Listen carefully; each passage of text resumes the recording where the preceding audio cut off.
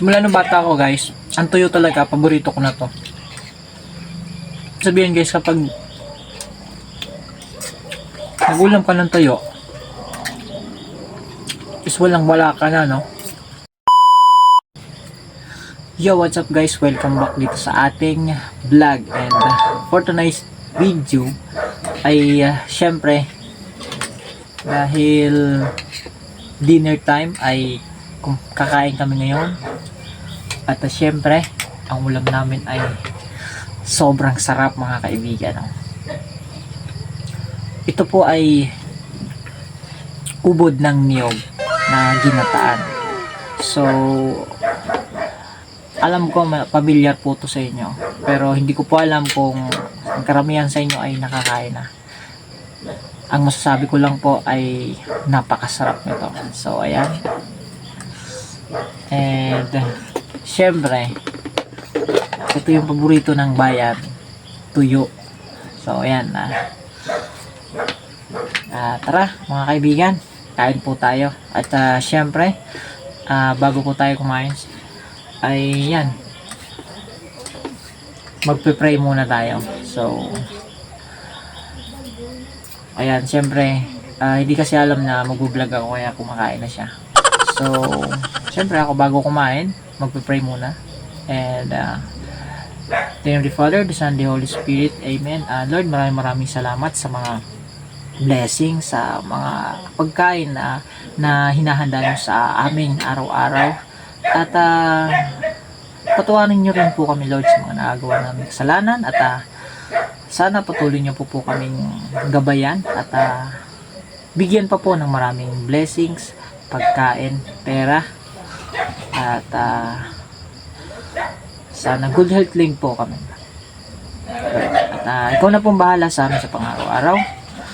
Kailangan namin, alam ko hindi tayong pababayaan. In Jesus' name, Amen. So, at the name of the Father, the Son, the Holy Spirit. Amen. So, tara guys, kain po tayo ng dinner. So, let's go.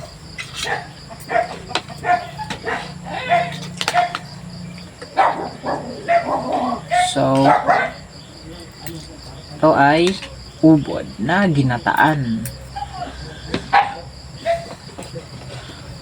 So, at itong tuyo guys ay ang palasa yan. No? Kahit saan, ang palasa.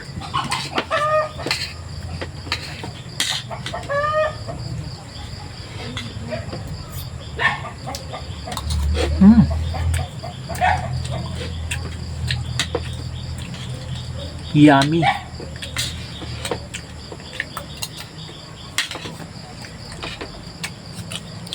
So, guys.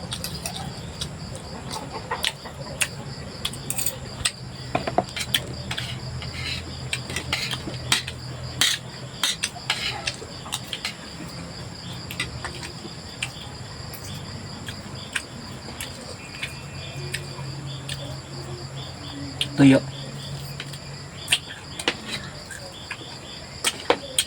Kung ganito mamuhay, ang simpleng tao.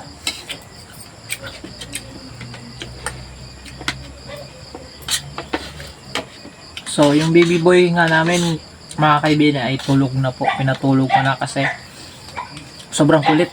Napakaingay. Hindi kami ganong nakakapag-focus sa mga ginagawa kasi lumalaki na. Lalong kumukulit.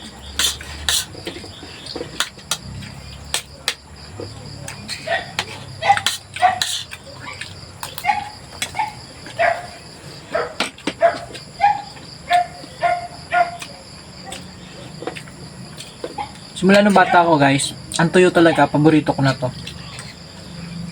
Masarap tong alam nyo guys, yung pwede rin tong tawag dito, parang inasal, no? Inasal na tuyo. Ay sa Bicol, dinarang na tuyo. Pwede rin tong pangsahog sa mga gulay. So, noon kasi guys, palagi kaming may tuyo. At noon din, wala kaming kuryente, no, ilaw lang. So, palagi kaming paggabi, yan, salo-salo din kami sa kainan noon. At palagi kaming may tuyo noon. Hindi nawawala yung tuyo.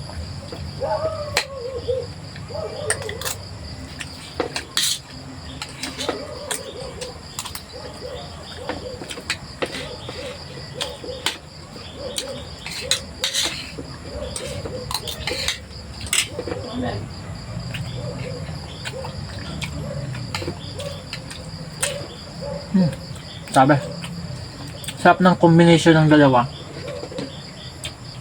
Yung kulay na ubod ng nyog at yung tuyo, ang sarap ng combination nila. Sarap ng lasa.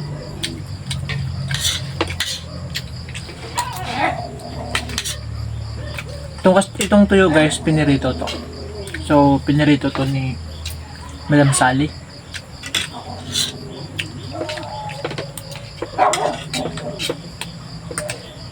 Hindi ibig sabihin guys, kapag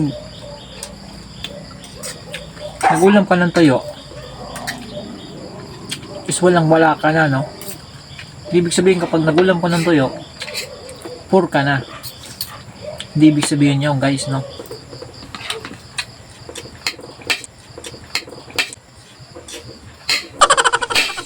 Sarap kayang ulam ng tuyo. Yo, what's up guys? Ayan, katapos lang namin kumain. At grabe, nabusog ako sa sobrang sarap, no? At hanggang dito na lang ang video natin. Maraming salamat and bye bye!